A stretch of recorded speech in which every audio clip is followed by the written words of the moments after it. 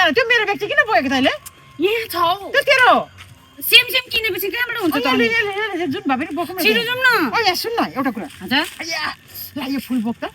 यो कसलाई यो उहाँ किन्नुपर्छ 3 जना गइसक्यो सुन न हजुर त्यो सबैजना तँलाई यत्रो किटी पार्टीमा ल्याएको छु यहाँनिर यस्तो दामीको टिपु खोलामा त्यहाँनिर दिदी मलाई दिदी भन्नु ल अबदेखिको आमा नभन्ने फेरि दिदी तपाईँ मेरो सासू दिदी भन्नु मलाई अबदेखिको किन अनि म यस्तो यङ छु अब मलाई सासू भन्नु सुन्छ त हजुर मलाई दिदी भन् भनेको हौ दिदी भन्नु अनि दिदी जस्तो देखेको छुइनँ अनि मलाई तपाईँले के भन्नुहुन्छ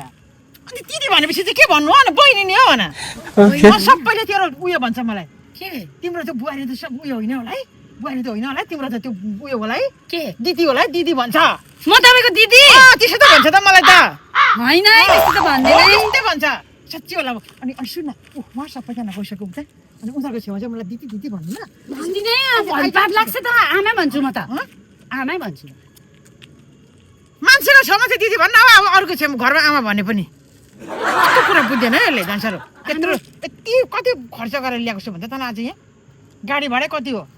खर्च गरेर यहाँ आफू कस्तो टाइट फिटिङ पेनमा आएको छु आफू दिदी हुनुको लागि मलाई चाहिँ किन यत्रो नाइटी लगाइदिएको के नाइटी थोरै लङ जामा थोरै राम्रो सुहाएको छैन तपाईँ चाहिँ पेन्ट लाउन अनि मलाई चाहिँ जामा दिन्छ अनि मैले पेन्ट लगा भनेको थिएँ किन त तँलाई ओ गाडी आयो छिटो साइड गर प्र्याक्टिस गरिहाल त के को दिदी भन्ने प्र्याक्टिस गर त मलाई हो म यता गएको जस्तो गर्छु कि अनि मलाई दिदी भनेर बोलाउनु ल कस्तो सुन्दर रहेछ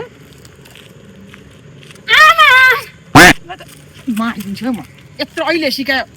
12 वर्ष के अरे रामायण पढाएक सीता कसको छोरी भन्दाखेरि पनि अनि अहिले मैले त्यत्रो भनेको होइन दिदी भन्नु भनेर ल अब त म आउँछ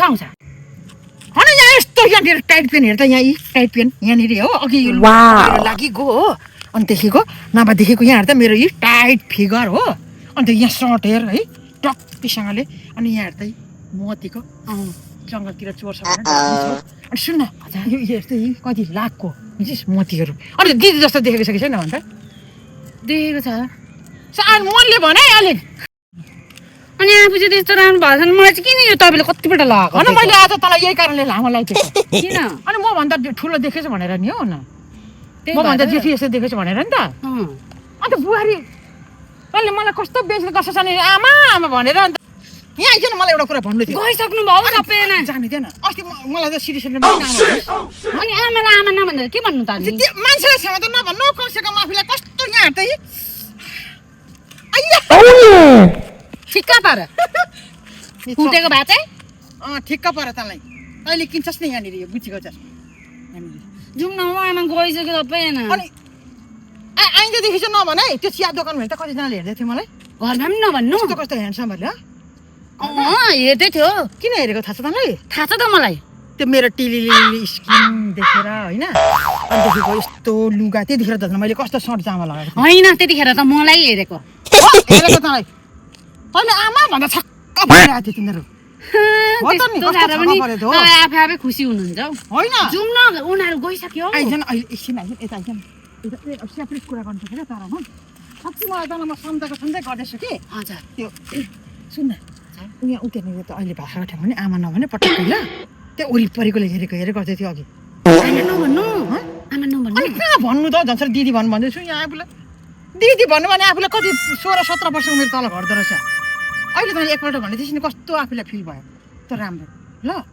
ल त्यो के अरे छिमेकी दिदीको छेउमा पनि दिदी भन्न ऊ पनि छक्क परोस् न ल हाँस्यो भने हाँस्दैन आरिसले गर्छ उसलाई चाहिँ बहिनी भन्छ नि त ल उसलाई चाहिँ अरे दिदी नै उसलाई पनि दिदी नै भन्न अनि तपाईँलाई दिदी भनेपछि उसलाई त अनि बहिनी भन्नुपर्छ त अरे अनि दिदी त दिदी नै हो नि त म त अब सासू भएर सासूलाई पनि दिदी भन्दो रहेछ म त्यो यङ बेसी भएर होला हौ यङ भएर होला भन्छ नि त मान्छेले ल जाउँ न त अनि कहाँ गएको ऊ भएर सबै साथीहरू गइसक्यो त तपाईँको छिटो आउनु न हौ दिदी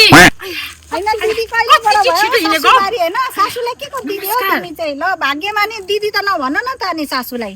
आजदेखि दिदी कसरी दिदी हो तपाईँ 60 वर्ष पुग्ने कति दिन बाँकी छ 60 पुगेको छैन त म भर्खर 45 हो त बुहारीलाई दिदी भन्नु 45 वर्ष पुग्नु आँटेको छु त हो त्यसो भने त पनि अनि कति वर्ष भयो अनि छोरा पाएको त बुहारी होइन 60 वर्षै हो कि आमा तपाईँहरूका सामुन्ने चाहिँ नि आज चाहिँ दिदी भनेको नि आमा 45 वर्ष हो भने त मभन्दा धेरै सानो म आज यङ भएर आएको छु भनेर ढाट्नु भयो दिदी भन् भनेको थिएँ ए त्यसो भने त पहिले कुरा गर्छु नि त तपाईँले त उता दिदी म त बुहारीले गल्ती गरेँ उहाँलाई पनि बहिनी भन्नु उहाँलाई पनि दिदी नै भन्नु आन्टी आमाहरू नभन्नु मलाई त त्यस्तो केही छैन तर तपाईँलाई चाहिँ म दिदी भन्छु अनि म भन्दा अब तपाईँ 45 वर्ष अनि मै 50 वर्षको भएँ अनि लागिसकेँ अनि कहाँ हो अनि होइन मैले आज भन्नु भनेको नि म आज किनभने कलिलो भएको जस्तो लागेको छ नि त ए